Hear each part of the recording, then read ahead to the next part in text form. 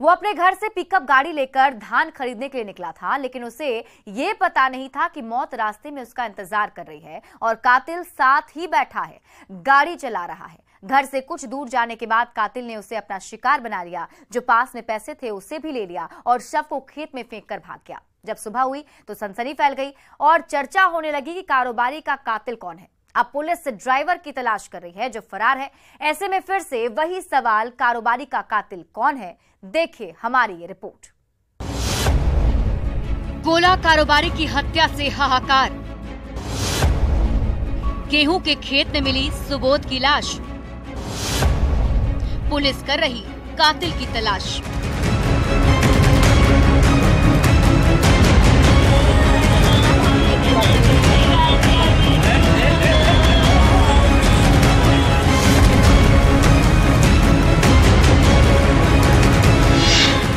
तस्वीरों में दिख रहे इस कारोबारी का नाम सुबोध कुमार आर्या है, जो नवादा जिले के नगर थाना क्षेत्र के गोला रोड के रहने वाले थे, जिनकी गेहूं के खेत में लाश मिली है, जिसकी तस्दीक तस्वीरें कर रही है। स्ट्रेचर पर मौत की आगोश में सो रहे कारोबारी की लाश कर रही है। उस खौफनाक मंजर को देखती भीड़ कर रही है, जिसके बाद से इलाके में सनसनी फैली हुई है। खौफ और दहशत का माहौल कायम है। परिवार में चीख पुकार और चित्कार की आवाजें गूंज रही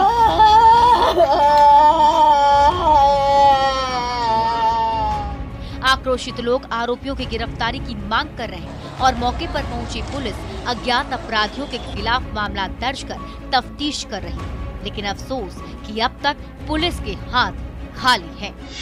हम लोग रूपो थाना के क्षेत्र में एक डेड बॉडी खेत में मिला था, उसका हमने जांच अभी कर रहे हैं।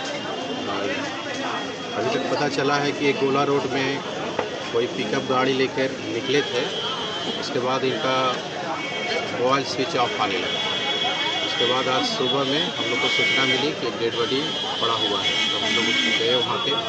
उसके बाद आगे की कार्रवाई हम लोग कर रहे हैं, सीसीटीवी फुटेज को खंगाल रहे हैं। हत्या की इस खौफनाक वारदात के बारे में बताया जाता है कि पेशे से गोला कारोबारी सुबोध कुमार आर्या 2 फरवरी को अपने घर से पिकअप गाड़ी लेकर धान खरीदने निकले थे, लेकिन देर रात तक वो घर नहीं लौट आए, जिसके बाद परिजनों की बेचैनी बढ़ने लगी। परिजन फोन करने लगे, लेकिन सुबोध का नंबर स्विच ऑफ था। उसके बाद घर वालों को अनहोनी की आशंका सताने लगी। परिजनों ने पुलिस को खबर की। इसी बीच किसी ने नगर थाने की पुलिस को सूचना दी कि खेत में एक लाश पड़ी है। सूचना मिलते ही नगर थाने की पुलिस मौके पर पहुंची। शव को कब्जे में लेकर परिजनों को सूचना दी।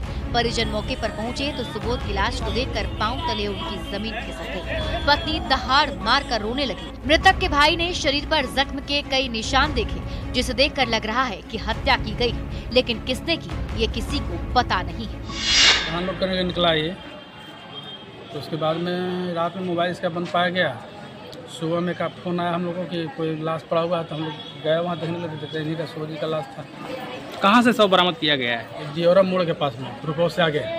शव देखने से क्या लगता है? पूरा मर्डर किया हुआ, पूरा चाकू घोपा हुआ है, पूरा गला दबाया हुआ है, माथा पे चोट है। क्या करते थे? धान का व्यापारी थे। कहाँ का रहने वाले थे? पुत्र गोला रहने वाले। आगे की कार्रवाई हम लोग कर रहे हैं, सीसीटीवी फुटेज को खंगाल रहे हैं। जिस गाड़ी से ये बताया जा रहा है कि पिकअप गाड़ी से गए थे, उस पिकअप गाड़ी का हम लोग पता लगा रहे हैं। बहुत जल्द हम लोग इस पे कार्रवाई करेंगे। अब सवाल ये है कि क्या कारोबारी सुबोध कुमार आर्या की किसी से दुश्मनी थी? अगर नहीं तो क्या पिकअप ड्राइवर ने लूट के बाद हत्या की? अगर नहीं तो पिकअप ड्राइवर सुबोध की हत्या के बाद क्यों फरार है? फिलहाल पुलिस इन्हीं सवालों का जवाब तलाश रही है और पिकअप ड्राइवर को ढूंढ रही है ताकि कातिलों तक पहुंचा जा सके। लेकिन अब तक ड्राइवर का कोई सुराग हाथ नहीं लगा है, जिससे शक की सुई पिकअप ड्राइवर पर जाकर टिक गई है। ऐसे में देखने वाली बात ये होगी कि पुलिस कब तक हत्या के इस गुत्थी को सुलझाती है और कारोबारी के कातिल को जेल की सलाखों में पहुंचाती है, सच से रूबरू कराती है। न्यूज़ 18 के लिए नवादा से अनिल विशाल के साथ ब्यूरो रिपोर्ट।